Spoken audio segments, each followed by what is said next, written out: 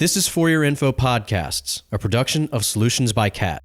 Welcome to a breakfast series by Assets Lancaster, transforming communities through business. This September 2015 installment is Soil and Nature. Thanks to our sponsors, ERX Contracting and Solutions by CAT, marketing and advertising with passion. Couple of people to thank. Upahar, thanks for the food again. Thanks to Prince Street for the coffee. And also thanks to For Your Info Podcasts for videotaping and recording this. I don't know if you all saw the last one. Angelique is laughing because she said she didn't like her face on one. But I think she's beautiful. But if you haven't seen it, watch it. You can see it on the For Your Info YouTube. You can also see it, I believe, we have it on our Facebook, and on their Facebook as well. So thank you for that. And they're recording again today as well. We have a big panel today, and I just wanted to introduce them briefly, and then I will get out of the way. We have until 9 o'clock, so we will try to keep it to an hour today. I will keep reminding the panel of that as we get closer to the time, but hopefully we'll have some good time for questions and discussions at the end of their presentation as well. The topic today is soil and nature, and we have resource sheets available, and so some of this you will see on the resource sheet here too. You can take those with you. Our environment is at the core of all we do, so it's pretty important to be talking about this. It affects how we live, how we work, and how we eat. Our health and well-being are tied directly to the environment in which we live. It affects all of us, and we find that the negative effects of pollution, destroying natural resources, or lack of fresh food disproportionately affect people in low-income communities. So I guess our question is, how can we not talk about this in our discussions as we're talking about sustainable communities? Our panel today consists of business owners who are working with individuals each day to help to change general consumer mindsets about the environment. And we also have representatives from organizations in Lancaster County who are working on micro-level infrastructures designed to look at ways to help save our world on a larger scale. So I'll ask the panelists to come forward, and I will give a brief introduction to them while they're coming. Trish Haverstick is going to actually lead the panel today. She's also participating as a panelist. She's the owner of Lemon Street Market. She lives in Lancaster with her husband and her daughter. She's a lifelong resident of Lancaster County, has spent 24 years living and working on farms and 15 years in the city. So healthy land and air and water are central to everyone's health and well-being. This belief guides what she eats, what she buys, and how she lives. Fritz Schroeder is the Director of Urban Greening at Lancaster County Conservancy. He's been responsible for developing residential and institutional greening programs since 2007. He has an extensive background in landscaping and tree management and has overseen the design and installation of various stormwater capture and infiltration techniques from rain gardens to green roofs. He has been involved in many volunteer duties, including the Susquehanna Sustainable Business Network. I think you were the first president, right, of the SSBN. And has also been involved in By Fresh by Local and the Lancaster County Conservation District Foundation. Ruth Hopper is the Stormwater Program Manager for the City of Lancaster. She holds a bachelor's degree in civil engineering from Penn State College of Technology and a master's degree in environmental engineering from Penn State University. Pennsylvania College of Technology, sorry. She has broad multidisciplinary background, including transportation design, low-impact development, sustainable stormwater management design, stormwater management program development, and municipal green infrastructure implementation. Elizabeth Weaver, or Eli, I don't know her very well, but I just know her as Eli, so she said we can call her. Elizabeth Weaver made a career change to farming when she moved back to her hometown, Lancaster, and she hasn't looked back since. She's the co-founder of Lancaster Pharmacy, farm with an F, not a PH, which is an organic herb farm, and continues her passion to connect youth to nature, healing, and the arts. She facilitates community mural projects, enjoys playing music, and lives in Lancaster with a partner and 3-year-old son. And Jesse Pellman, he owns Longview Structures with his business partner Mike Stoner. They specialize in sustainable construction to store and historic restoration work. They build lead homes and straw bale homes, and he actually lives in a straw bale home in Conestoga with his wife and 2 kids. So I will turn it over now to Trish. Thanks, Tina. Because we need these, right? We have some questions to think about today. And I was thinking maybe we could just go down and answer each one. So the first one is, what is working locally around soil and nature and sustainability? So Jesse, would you like to talk a little bit about, or maybe this should go to Ruth and Fritz, since they're kind of working on a more of a larger scale, things that you guys see, and then we can add in too. Sure, I'll Okay. start. Can everybody hear me? Yeah. Okay, good. I have a big mouth.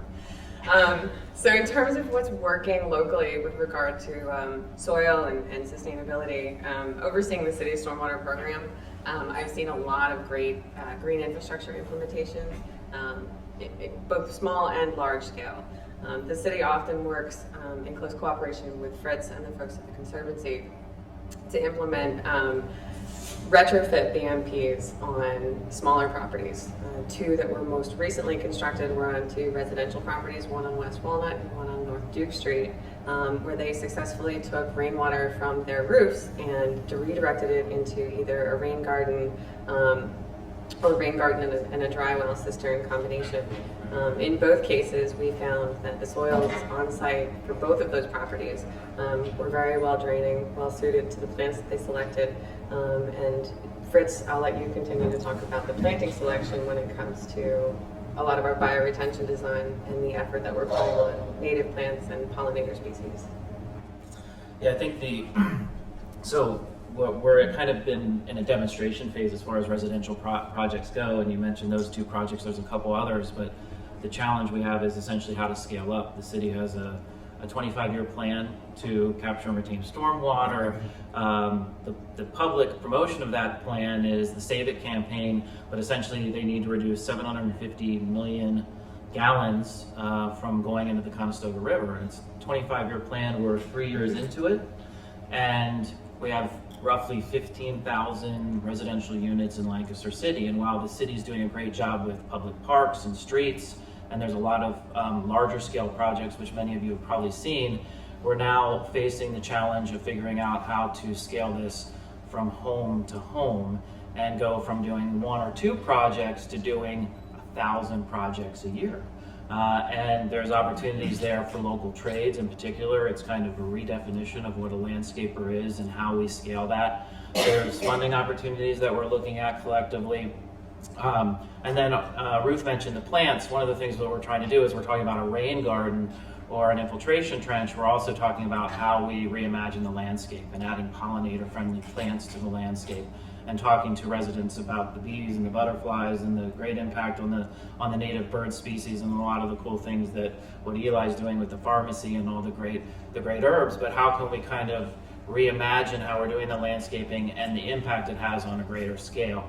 From the Conservancy's perspective, beyond just the city, we really want to scale that county-wide. We want, kind of to renaturalize the entire county and start connecting our urban core with our preserves. We have 36 preserves around the county. How do we essentially connect all of these areas?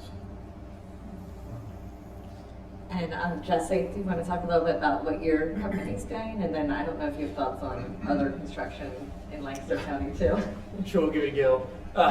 For us in particular, what we're looking at is trying to sort of take broad implementation plans, 25-year kinds of things, and personalize it, bring it down to an individual level.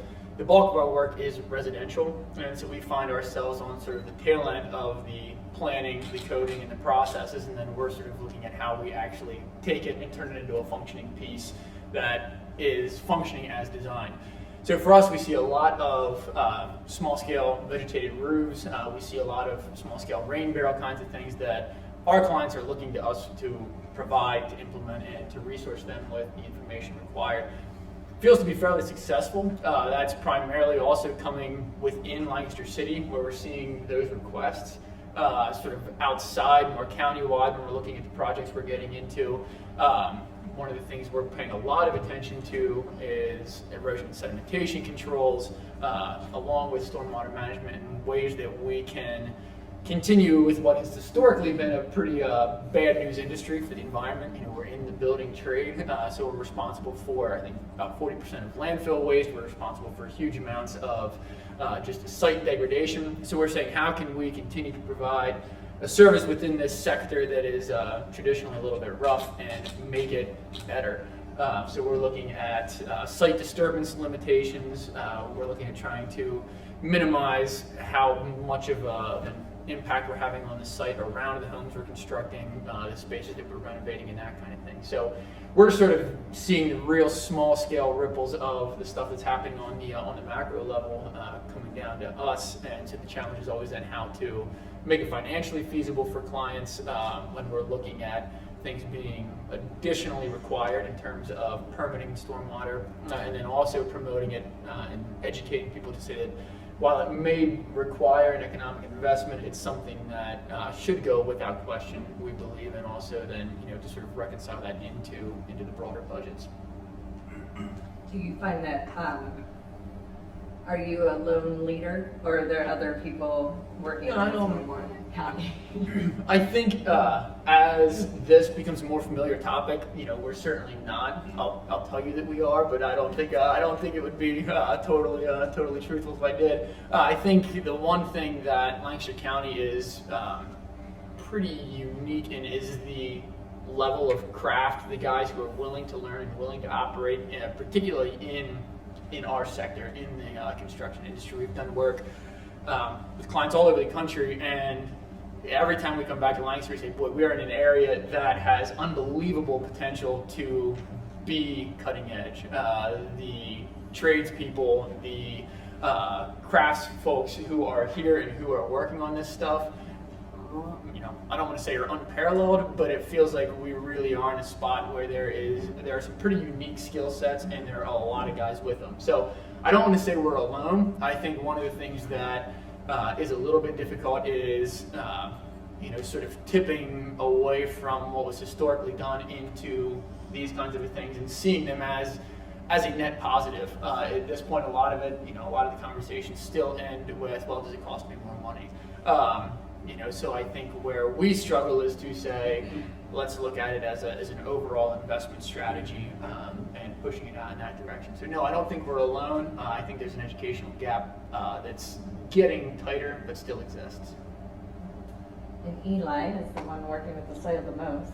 Yeah, so, you know, making a plug for what we're doing in the farming community, our farm's part of a co-op called Lancaster Farm Fresh Cooperative, and we're a nonprofit organic farmers co-op of about 100 farmers, and I think it's been really amazing because I've been with that co-op since 2009, and we had 30 farmers when I joined. So the fact that every year we've gained more farmers, and the more farmers that we're working with, we can actually kind of come together and make a commitment to certain things that are protecting the land and the families that are farming them. So we've all made a commitment to doing water, soil conservation, and the fact of, you know, creating more buffer strips around fields that farmers are cultivating, because obviously we all know a lot of the runoff that's going into our Chesapeake Bay is coming from farm country. So creating more soil conservation on our own farms, and also doing water conservation. So creating more just like long-term water strategies as opposed to, you know, conventional water irrigation systems that waste most of the water that people are using. We're doing more on-site kind of drip irrigation models that are really, really effective. So we're also trying to educate our farmers within the co-op, but obviously, you know, when you're working in the Amish community, it's all word of mouth. So, I mean, I'm actually the only non-Amish farmer in our cooperative, just to give you a picture of who we're working with, and one of the few women farmers. Actually, most every farmer in the family, or in families, there's men and women, but it's like running a farm. So anyways, we do a lot of word of mouth communication because, you know, they're not plugged into the internet the same way we are. So it's pretty amazing when one cousin in a family starts to go organic and make the commitment to growing in a more sustainable way, because then everybody else in that Amish community starts to kind of see the effects and also see the benefits of it. They actually don't take in grants like we do on our farm. We actually got a a grant from Natural Resources Conservation to do soil and water conservation on our farm, but most of the Plain community will not accept grant money, so they're actually just seeing the effects on their own farm if they're doing more cover cropping, if they're implementing better water systems, and also when they're creating more buffer strips. Because when you create a buffer strip, even of like 10 to 20 feet between two fields, it becomes an amazing habitat for, again, pollinators, for creating more diversity in our farming community, because so much of what we see in farmland is very monocropped. It's like, acres and acres of corn, and it's like creating more diversity in our farming community is really important. So I feel really excited about the potential of just even within 100 farms, how many acres that is. If you think of each farm maybe has 5 to 10 acres, I mean, that's a lot of acreage in Lancaster County that's already changing. And not to put you on the spot, but on the handout today, some of the links, they were talking about rebuilding the soil and having soil like take in more carbon and stuff. Mm-hmm. And I don't know all the complexities of like permaculture and things like that, but I think you're doing some of that on your farm. Yeah, in so terms of we're definitely trying to experiment more on our farm. So we're trying to create a less tillage kind of environment. So as much as we can, we're using raised beds to grow our produce and our herbs, and we also grow flowers. And that means they're permanently created beds that aren't going to be cultivated every year. Every time you cultivate the soil, we are losing carbon mass, and you're losing organic matter. So that's one of the difficult things about growing food for thousands of people, is how do you create it on a large scale without hurting the environment at the same time. So we're constantly having to work at feeding our soil. So we're doing things like creating compost teas on our farm, where we're constantly taking plant matter from our environment. So simple things like stinging nettle, also called burn hazel, comfrey, which grows everywhere. It's like plants that are around us. We're creating really fertilizer-rich, mineral-rich teas that we're feeding our plants. And we're seeing huge impact from it. I mean, it's really been awesome to see the soil change since we've been farming. People always, notice that when they come to our farm. They look at our soil and they're like, "Wow, you're really growing beautiful soil." And I'm proud of that, because it's not easy. It's easy just to plant some seeds and cultivate it and harvest, and then that's it. And then you start to actually really lose the life of your soil. So it's been, this is our 6th growing season, so I feel really happy at the fact that I can see that we've been actually increasing the organic matter on our farm. And I guess in terms of 11th Street Market, we buy from people like Lancaster Farm Fresh, and we work with a lot of smaller Amish farmers, and it is interesting. It's often like the woman's big garden. It's appropriately sized for us to get some things for the store, to sell at the store. So we're kind of an end point the goal of the store is to sell local, healthy products. So we're looking for things that are grown responsibly and sustainably. And so it's kind of just, I just think we connect well in terms of yeah. But then also too, as being a city business, I've met with Fritz and Ruth. We want to kind of redesign the front and do a green infrastructure project there, just to be a good community citizen, and it can also be a way to highlight, to show people what can be done. So our next question, which you guys have kind of addressed a little bit, was where are new opportunities and needs that you see emerging? How about I just turn, does anyone have a comment on that? I feel like you each kind of talked a little bit, but do you see the greatest need? I mean, from my perspective, I think the greatest need is the education part. It's a hard sell. Like yesterday on Facebook, I saw a little blurb that said, Target's eliminating this or that and bringing all organic, and you'll see people going, yay, let's go to Target and buy organic food. And I'm thinking, yeah, but the smaller business like mine, I'm supporting the community, it's keeping things local. I mean, it takes more of an investment because you might have to cook the meat and the rice and whatever for your dinner rather than getting a prepared product. But so I think there's still lots of education that needs to be done in terms of keeping things local and smaller. But I I don't feel like I always have the best arguments for it, but I just think that's the way to go. Like these big, as soon as, in our store, we have plenty of packaged things, and it's amazing. Everything comes in a box. So as soon as I got into the grocery business, it's like amazing. You realize how much packaging there really is. But then you go to someplace bigger like Costco, and then there's 2 cereal boxes inside a bigger box. And it's just like, the bigger you get like that, like great, that's organic cornflakes, but it has like 8 pounds of cardboard around it, you know? So, you know, those kinds of educational things, like how can you keep it smaller and local? But then we also have the time crunch, you know, can we all work an hour less a week so that we can actually prepare dinner, you know? So it's all of those things working together, and it's reimagining the way we live in general that I don't quite know how we're all gonna get there, but we're trying. So I don't know, do you guys have any other, in terms of your areas? I think you said it really well. In listening to the other speakers talk, I think it's really important to recognize the fact that, you know, we live in this global society where global information is available 24/7 in the palm of your hand, literally. I'm glued to my phone half the time. But recognizing where we live and how we're so interconnected to the small businesses, the conservancies that are trying to protect the land, the farmers that provide us the food, the purveyors that actually take the food from the farmers and sell it to us. Just taking a minute and trying to recognize our own role in that and our own responsibilities in that, and recognizing that we have a choice. What we do on our property will impact not just our home value. It'll impact our neighbors. It will impact the watershed that we live in. It will impact the Chesapeake Bay watershed that we live in. And in the same right as, you know, a lot of the farmers are choosing to go organic, you know, we have that choice to buy local, or we have the choice to buy large, you know, not necessarily local organics that are brought into large super box stores. And also too, I know probably what Eli does too, but like when you work with smaller farmers and you stay local, like we sell a lot of things that are no chemical. Like it doesn't have to be certified organic, because I talk to the farmer and see what they're doing.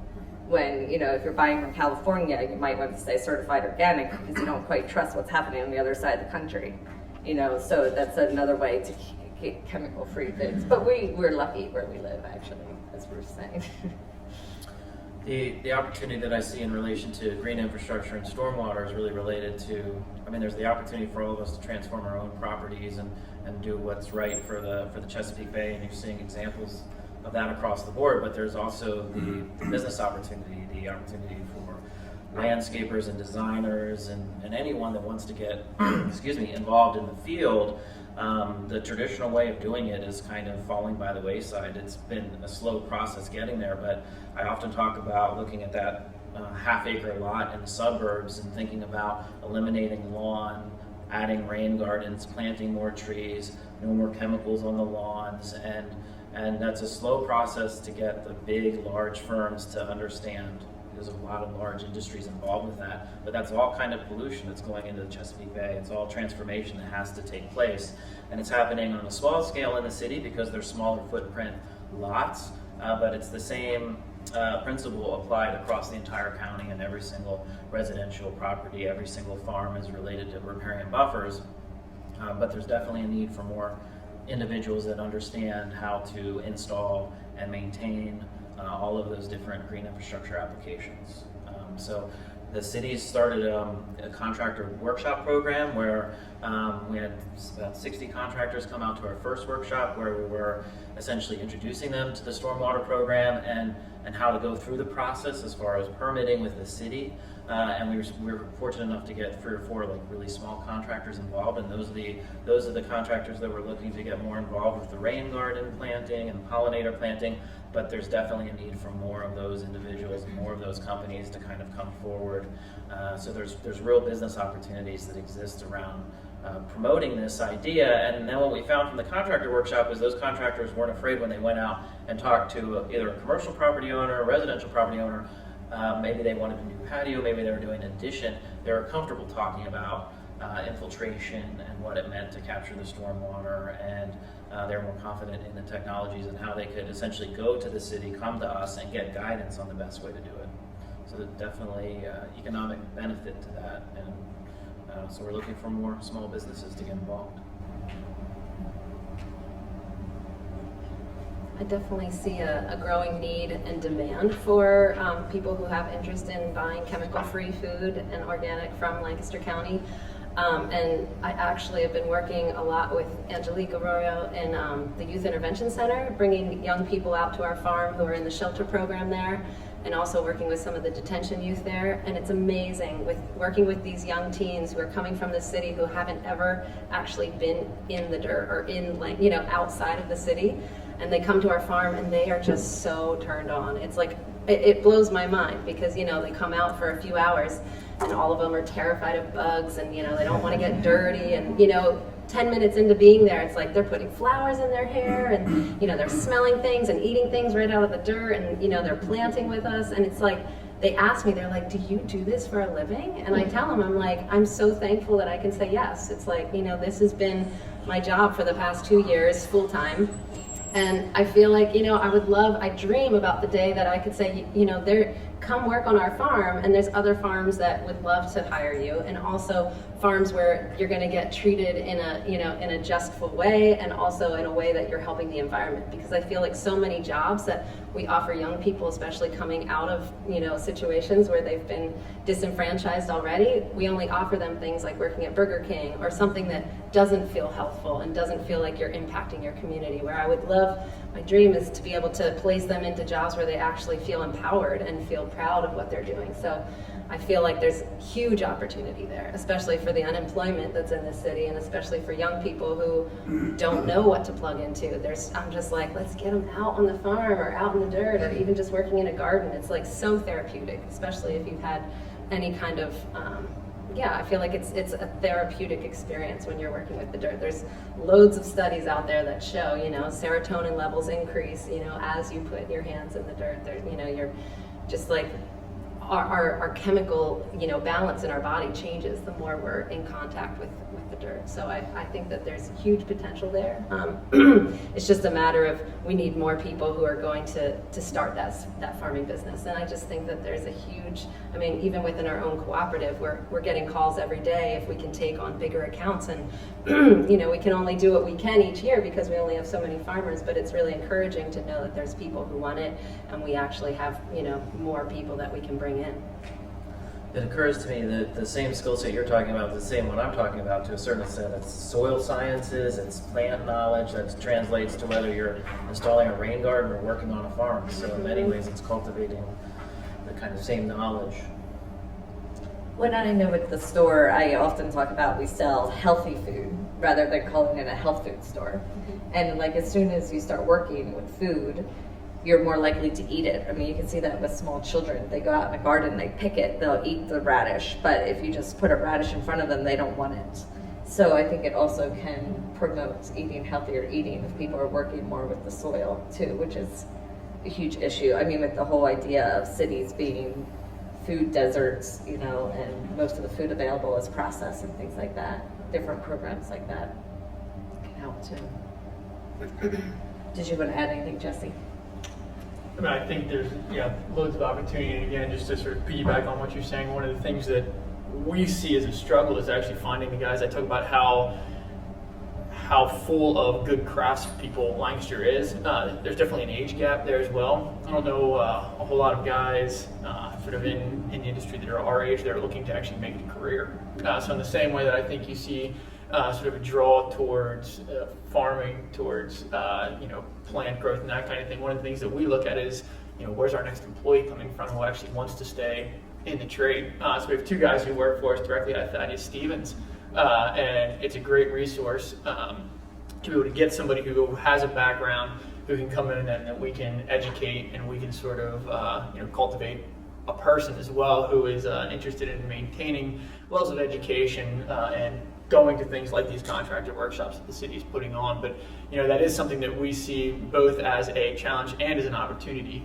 We see it right now. We're up against a a lot of really, really good people, and I think one of the things that we're excited about is continuing that tradition on, but also taking it in a little bit of a new slant where we're incorporating new technologies, where we are able to take the what we call building science, and implementing it in a way that is different than the historical patterns. So again, challenge and opportunity sort of hand in hand, but that's sort of how we find ourselves more often than not. So the final question is, what are some of the best things each of us and our businesses can do to have a positive impact on local environments? So I guess, what are some of the things that you guys see other businesses or personal, if you have any sort of inspirational, one thing you think people should do to positively impact their environment or their business? From a strictly selfish perspective, for businesses in the city, I think one of the probably most important environmental things I would encourage you to do would be to consider a stormwater retrofit on your property. It doesn't have to be anything big or extensive, where it can be very small. I'm thinking something that's very visual, that could have some educational components to it, such as a rain garden in the front of your business, maybe a little bit of signage. You can talk to me or Fritz to get some guidance on that. We'd be happy to work with you. But I think if some of the smaller businesses were to embrace the concept of green infrastructure and all the benefits that come along with it, it would sort of set the standard in terms of that community and give the folks that live in that community something to look at, something tangible that they could visit, to really get some of those educational components out of it, recognize what it is, what it does, and then hopefully open up that conversation with you so you can talk about what it is, what it does for you, and how we all, again, place ourselves in the context of where we live and what our choices are. We're in the middle of that right now. Actually, our current shop and office is on King Street downtown. We're moving to South Prince Street. So I'm right in the middle of this tension between what we can spend our money on and what we can afford, and how are we responsible and consistent with our philosophy, our approach, and the things that I tell our clients they should do. We're now sort of staring them in the face and saying, oh boy, we better own up to it and take it over ourselves. And one of the things, just to sort of tail on that, is utilizing the resources that do exist has been huge for us. So we don't feel as though we have to necessarily reinvent the wheel. We can come in and we can say to Ruth, to Fritz, hey, here's our game plan, here's what we want to do, help us get there.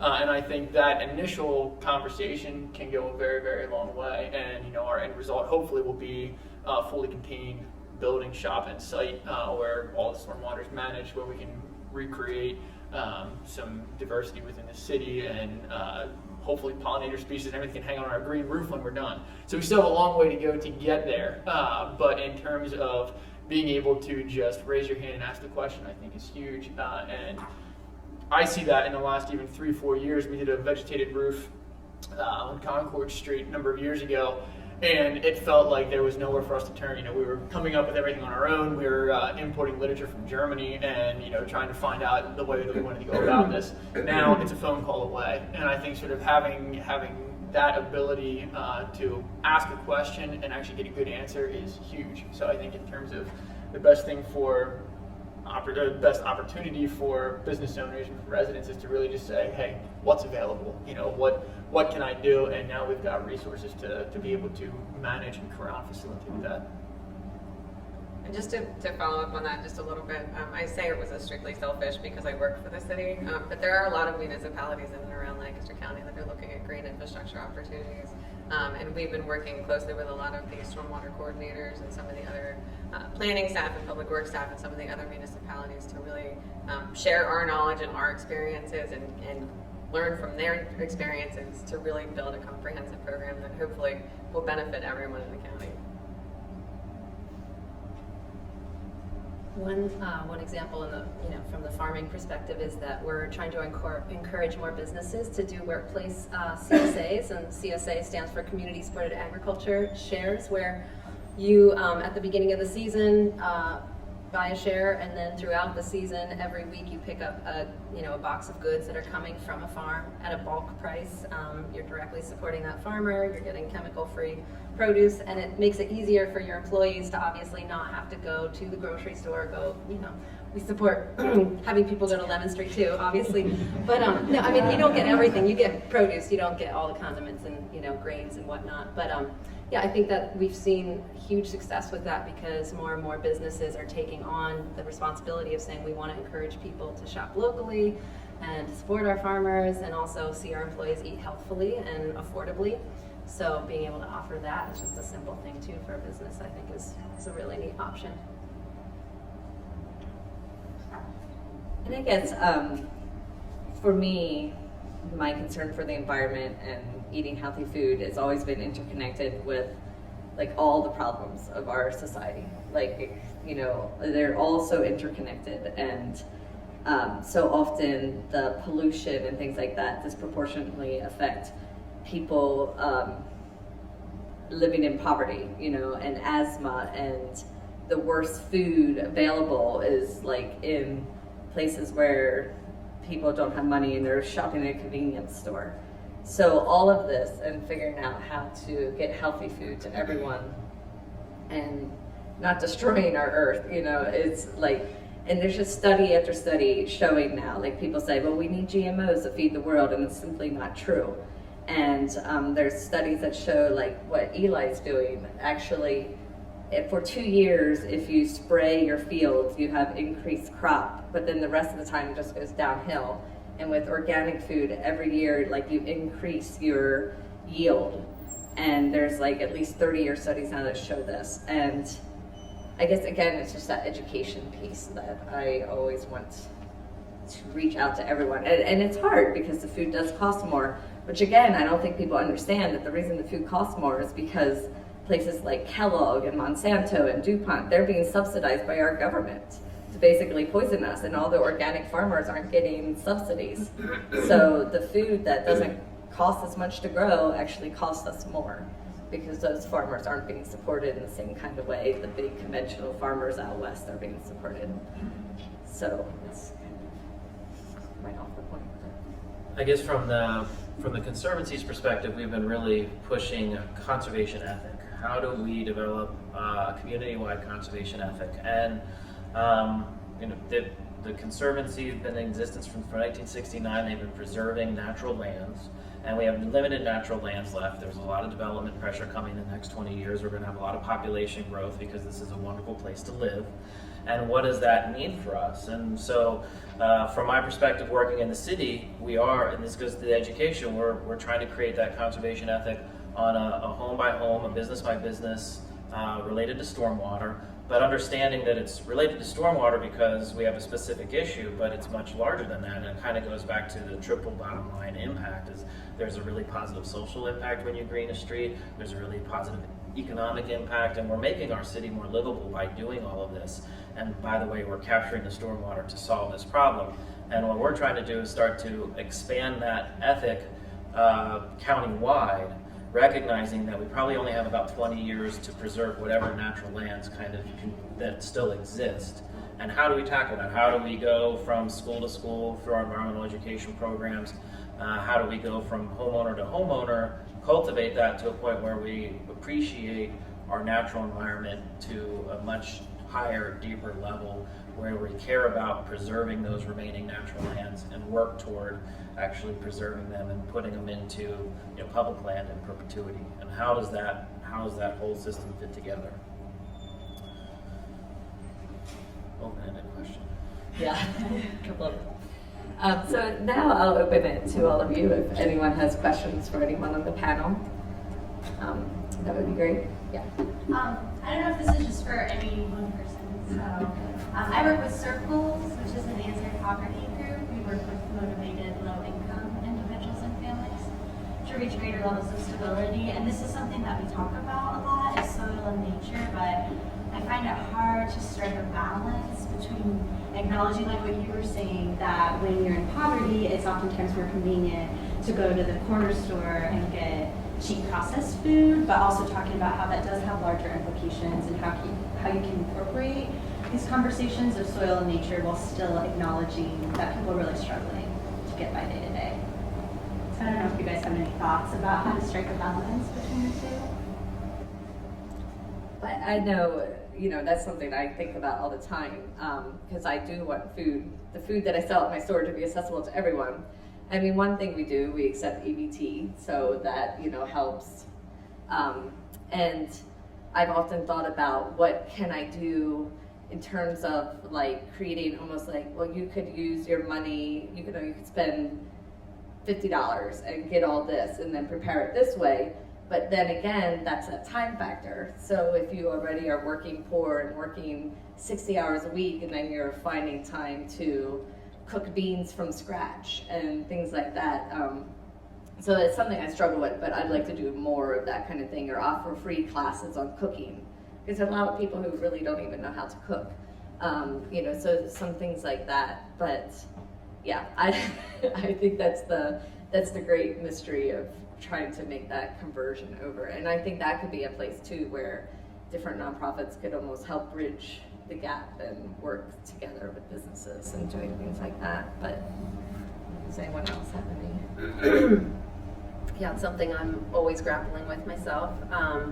And just, I'll speak from my own experience from, what we do on our farm, but I find that when we're working in community with one another, when we're working as a group, everything feels possible. And when you're trying to take something on as an individual, it just feels totally overwhelming and defeating. So it's like, if we're talking about, how to prepare a meal, it's like just doing it with other people just makes all the difference. So I feel like that's what I've learned from just our farm work, and it's beautiful because especially when we have the young people come out, it's like they're like, I don't know how to do any of this, and I don't want to do any. By the end of it, it's like you have an expert garlic planter who's like feeling really proud of it and excited to go home and cook with the garlic because they had a personal connection to it. So I find like the more we can just have those personal connections with one another in our food really makes a big difference. And that's what we're talking about, a societal issue then, because our culture and our society is so isolating and segregated. So it's like the more we can find ways to just team up together, I feel like that's always been a solution. It's not like a tangible thing. It's not like a monetary thing. It's more just like the relational thing.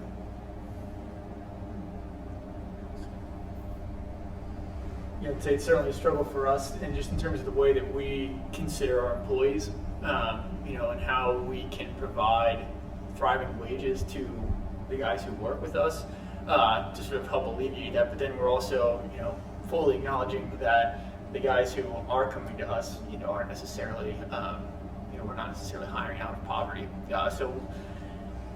Optimistically, it was part of one of the decisions that took us to locating where we will. Our new shopping office will be 400 block of South Prince. We hope that it can be sort of a positive driver, but it is a very, very difficult thing for us to sit knowing that the bulk of our clientele are, not for want of resource, and also then that we're sitting here looking at it. So it's been a constant struggle for us to try to facilitate a way and create a framework that allows us to create a protocol and process of implementation of ideas that makes it doable on a more economically attainable level. I don't have a good answer for you, but it is something that we talk about routinely, and things that we try to surround ourselves with people who are also paying attention to it. But it is certainly a challenge when we look at it in terms of less so the food avenue and more so in the housing industry, just, where do we and how do we provide affordable rental units that are actually healthy for people to be in? How do we create spaces to work where we can not talk about sick building syndrome? How can we get people into spots that are not going to induce asthma and all that sort of thing? So it is a very, very heavy point of conversation, but it's not something that we've been able to have an easy answer to. Yes, sure. This is a question, but it goes off what she just said. I think last year or maybe a couple of years ago, there was farm food that was brought and sold in front of Fulton Elementary. So my question is, how successful was that, and is that something that could address what, I'm sorry, your name is? Brittany was talking about. Because I haven't heard of it. I heard of it when it first started, but then I don't know if it's still continuing or not. Are you listening on Crystal? Okay, yeah, I'm not Yeah, I mean, there's been a couple different programs like that. I know I don't know much about it. I know a little bit like Power Packs this summer provided fresh food at King Elementary School. But I'm not exactly sure how that was constructed, whether or not, I know they didn't sell, or not, they don't sell it, didn't have as many packs in the summertime as they do during the school year that people pick up. So this is more along the lines of what you were saying, CSA is being made available to, through employers. Okay. This one was fresh produce being sold right in front of the school so that parents would be able to pick up their children and pick up produce and healthy local produce on their way home. So I'm just wondering if that did not work out or why it didn't work out. Well, that was everyday local food, which isn't in existence anymore. So it was a smaller scale. I think she did okay. I mean, during doing it, but it was just more of a personal decision, I believe, for her not to do it anymore. I guess following kind of the same stream of conversation and point, I'm curious about what does the intersection, I know little pieces here and there, but the intersectionality of diverse folks showing up to do farm work, people of color, Native peoples, what does that look like? From this perspective, hugely lacking. And so because when we're talking about accessibility, it's not just a healthy food thing. There's disconnect in cultures, there's disconnect in foods that are eaten. And I think there's so much that we need to do in terms of that, but I also recognize that south of Queen, anything south, what does accessibility in that way? And I know you touched on some of that, but I'm curious to know what exactly is being done, right? So there's this, we could talk about it, and we do. We're great at conversations actually locally. But how are we getting to the places, right, that we can kind of, what is needed, what's missing, so that all this green talk actually can happen in a way that's sustainable on the south end, right, for folks. And then at the same time, what does the farming community look like in terms of diversity? Because I think that's an empowering point of access. When I see somebody like myself showing up in community or showing up in the soil and the work, it's a very empowering thing. So I'm curious what the lens is from that view. What do you guys say? Well, I know one thing, my landlord, the Lemon Street Market's landlord, is the Boys and Girls Club of Lancaster. And we've actually had quite a few conversations of different things we want to do together, and ways we can work together. And they, like in the summertime, they have a camp that has lots of land. So we've talked about, and hopefully this will actually happen next year, in terms of planting there. So farming there, be a really big garden. But as part of that too, the kids could possibly set up out front of my store or different places around town and have a market stand so they get that experience of selling as well. And then another way for us to kind of bridge the gap and work together, we've talked about doing almost like a food truck of like with the food with their produce, and then say maybe bananas, and like driving to different locations in Lancaster where there isn't a lot of fresh food, and then also having that aspect of the kids in the neighborhood grew this food, and so as another way to, you want to buy it because it affects someone that you know. So that's one thing that we've talked about. But yeah, I agree. There's a lot of talk and not a lot of action. So, but that's something we're definitely committed to, and the Boys and Girls Club is too. So me saying that out loud, you can see if it's happening sometime in the next couple of years. So it's one thing on the horizon, but I don't know, and Eli. Yeah. I mean, I feel like there's so many different efforts going on, some which, you're familiar with, others aren't, but I think it just comes down to accessibility to land, right? So whether you're living in an urban environment, there's actually a lot of land in urban environments just within vacant lots. I actually started at County Park in Lancaster and was just always amazed at how many amazing farmers there were, especially, like old grandpas coming from Puerto Rico who were like growing, like plots and plots of, their foods like peppers and different, recipe ingredients to make sofrito and things like that. And I was just amazed because I remember talking to some of them being like, well, do you sell this somewhere? And he's like, oh no, I just grow it because I love to grow it. And, so half of the time he just didn't even eat a quarter of the food. So I was always just thinking about, well, we need to put our brains together to think about encouraging people who want to farm, because not everybody wants to, or garden, and find ways that we need to help get their goods to people who want to eat them. So it's always just like that. It's funny because I feel like when you're farming, you're so busy farming that you kind of lose contact with the outside world.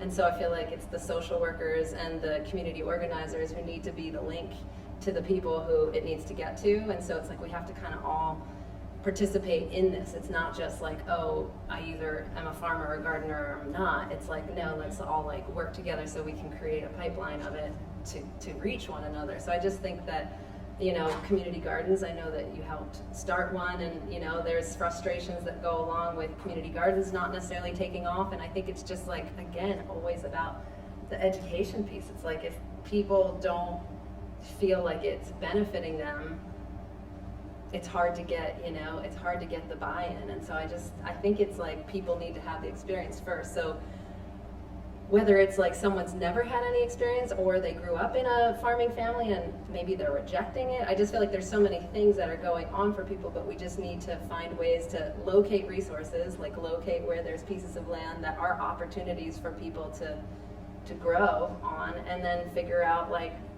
places like Assets, places that have support for people starting businesses, finding ways that people can feel like they can actually do something with that, in addition to whether it's just sustaining your own family or wanting to actually make it a business. And I would love to participate in conversations with people here if anyone wants to further. I mean, it's just, there's so much to do, so much work to do, for sure. A project that we're really excited about right now, Conservancy and the city have been collaborating with a science teacher at Han Middle School. And she's essentially, if you're familiar with Han, there's a ton of green space. There's Han's Woods behind it, which could be an outdoor classroom. And so she's in the final stages of design and has already started to apply for funds to create a community garden that also captures stormwater and create a buffer of native trees that connects to the woods. This whole idea of a whole kind of outdoor eco-habitat that is a learning center for all of the students at Han, which of course is right next to George Washington Elementary. So, combined, you have a lot of reach along South Ann Street and a lot of potential there. What has been really exciting about that is it's not just one teacher. It started with one biology teacher named Elise who had a vision, but the principal's now involved, the school district of Lancaster is now involved at the very top, from the new superintendent to the facilities manager, all the way down in reviewing plans and talking about the opportunity to implement and understanding the connection that needs to be made between all these middle school kids and reconnecting them to the natural environment. So kind of getting them involved in the natural environment as young as possible. And we've worked in the past also with George Washington Elementary, who's got a kind of a great interior garden.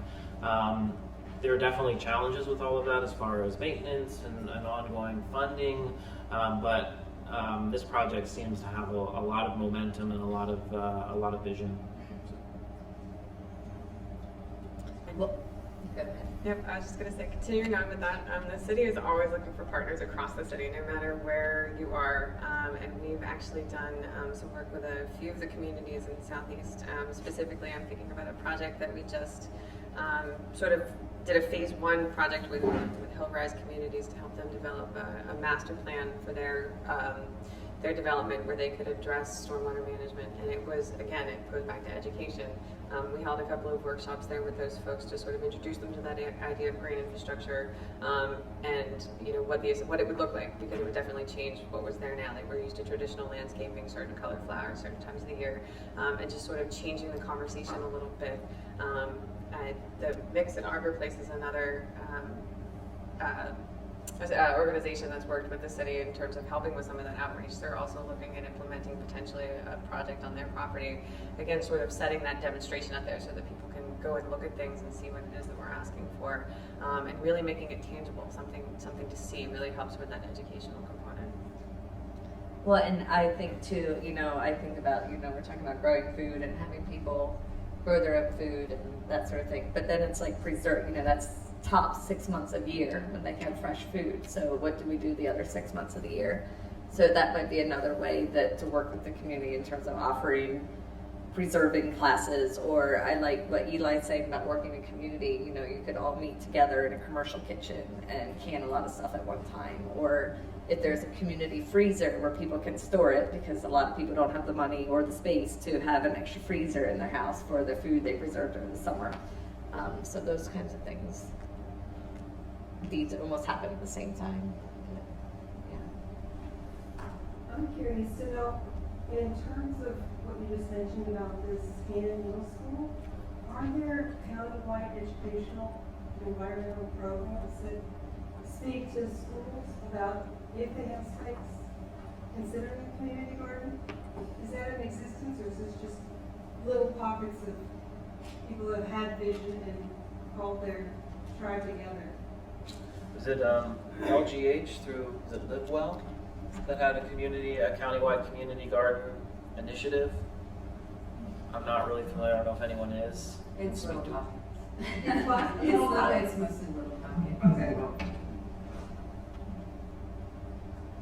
Jonathan, did you? I had a question. I'm kind of looking around the room here and seeing business owners and partners and executive directors. People have the power to make changes in their institution where they're working. So I'm wondering if you have any suggestions on how those of us in the room can start to think about that environmental bottom line and make some practical changes to affect in a positive way. And that's kind of broad because we're all in different industries here, but I don't know if you have any kind of easy, simple, practical steps that we can take. I think Eli's push for more CSAs in the workplace is and probably pretty easy thing to offer in your business, because that is like perfect. Take it to people where they're working. And I had some friends that worked at places where they participated and they loved it. And I mean, that's a great idea, but I don't know. What do you guys have to say? Anybody who owns a property in the city, we're looking at figuring out how to capture the stormwater that's coming off the property. It's not always easy to do, but you can visit the Save It portal at saveitlancaster.org and you can get more information on what we recommend, or you can contact Ruth or I directly. But that's really what we're trying to do is almost on a weekly basis, people call me with strange questions about stormwater runoff, flooded basements, how do I install a rain barrel, what is a rain garden, and we're walking them through that process, helping them understand what their site looks like, how we could design something that could fit in to their current landscape and capture stormwater. If they have a budget, how serious are they? Just kind of start to finish. There aren't necessarily always funding opportunities out there, so sometimes you have to kind of figure it out over a period of time and use some patience through the process. But I think it's well worthwhile to go down that path. I'll sort of just say ditto to what Fritz just said, because he said it so well. But as a business owner, I mean, if you guys have 5-year plans, 10-year plans, you have a growth plan for your business.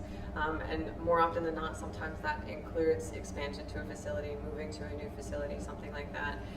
As you start solidifying those plans, I would encourage you to, again, contact myself or contact Fritz to look at opportunities to really become that demonstration parcel wherever your property may reside. And talk to us about those opportunities if you've got questions up front. There is no such thing as a dumb question. I ask them all the time. But earlier on in the process, don't hesitate to reach out to us to see if there's an opportunity to really do something there that would, again, increase the aesthetic for your business, improve the water quality in your little local watershed, but also perhaps present that educational opportunity for the greater community in which you do business. Maybe an addendum to that question, Ruth, I guess more specifically for you. Have you worked at all with planned residential communities out here in suburbia that are allowed to have certain things in their yards, of course, but have maybe a small room for raised beds, for planting some vegetation or composting and so forth? Because I think there's a lot could be done there. I have. In a previous life, I was a design engineer, and I did a lot of traditional suburban land development projects. There are some challenges when it comes to what other ordinances will allow. A lot of that is changing and adapting very, very slowly, especially here in the central PA area where we're in the Chesapeake Bay watershed. And it all goes back to that educational component and having those conversations with your municipal leaders up front and early. I've worked everywhere from Philadelphia as far as Pittsburgh, and the ordinances are so dramatically varied across the board. But more often than not, my experience has been that if you come in with an idea that's a little bit different, and you have those conversations early, and you can really demonstrate that, you know, a rain garden, which is a depression as opposed to a raised bed, has some mutual benefit not just to the property owner and the environment, but also to that municipality. It can go a long way in terms of giving you some flexibility with the design. There's I think it's called the Village Grand out on Harrisburg Pike, and it was just in the newspaper. 55 and older community, developed very traditionally, and they now have essentially control. It's a neighborhood-run board that manages all the maintenance and landscaping, and a number of the residents are part of Donegal Trout Unlimited, and they went to the landscaping committee and talked about how traditional lawn mowing was not working, how there were stormwater issues within the community. They actually have a beautiful stream and a nice walk that goes along the stream, and they started to engage the entire community, and they now have no mow areas, they now have a rain garden, and they now have a master plan that was funded through the Little Conestoga NIFWIF grant that was completed by Penn State. So you have what is a traditional community that you would have never thought might move in this direction, that is now an example to model community-wide. And it kind of started because there, traditional development like that, they go in and they strip off all the good soil, so there was ponding happening everywhere throughout the community. And a few people started to identify, well, why is this ponding taking place? And so there's pushback though, because the transformation that takes place does not look manicured. It looks a little different, but it's actually happening, and it's really exciting to see. And I think that they're a great model for what could potentially happen throughout developed communities. And we've been working in the Hamilton Park area. We've also been working over in Schooling Hills, and those are traditionally built Lancaster Township communities that have no stormwater plans whatsoever. And what you traditionally find is whenever there's a storm of an inch or more, one neighbor's basement floods from the other neighbor's runoff, and the next neighbor's basement floods from the next it's a cascading effect, especially in a hilly community like Hamilton Park area. And so a few property owners have gone and then started to do complete retrofits of their properties, capturing almost 100% of their stormwater. And essentially the same thing in the city. They're demonstration projects. All of a sudden, all the neighbors are asking them, what the heck is going on, and why are you doing this? And why don't I have water in my basement anymore? And what we hope is that it's a cascading effect. Now that community has put together a tree committee because they're concerned about their canopy, and they're now master planning for a tree canopy, and we hope that it grows from there. But again, in those traditional communities, there needs to be, my belief is that we have to move toward actually working with the township for master planning and retrofitting that community long term. And the benefit is the livability to the community. But there's definitely funding for those sorts of things if planned out well. It's not. Yeah, I think we're out of time, but thank you to all of you. Thanks for your questions too. If you want to stick around and chat, I don't know how many of them can stick around, but we'll be around here, so thanks for coming out. Thanks for joining us in Soil and Nature by Assets Lancaster. Thanks to our sponsors, ERX Contracting and Solutions by CAT, marketing and advertising with passion. This has been For Your Info Podcasts.